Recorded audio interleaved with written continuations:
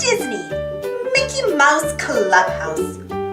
Farmer Mickey has a farm. Mickey and his friends are helping out at the Clubhouse farm today. There's a lot to do. Mickey better hurry. At the farm, everyone gets started on chores. All the friends are hard at work when suddenly a great big wind blows through the farm. Uh-oh, the wind has blown the horse up onto the silo. We've got to help that horsey, says Goofy. Mickey remembers seeing a Blimpy Blazer in the barn. He hurries to get it. The Blimpy Blazer fits the horse perfectly. She floats safely down to the ground. Oh boy! Look! The wind has also blown the pigs up into the chicken coop. How are those poor piggies gonna get off the chicken slide with no wings to help them land? Goofy wonders.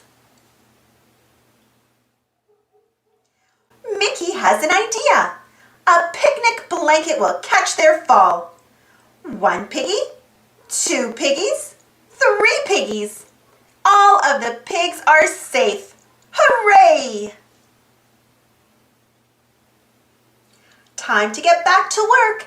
As Mickey drives the tractor, Clarabelle comes by. Her chickens are missing.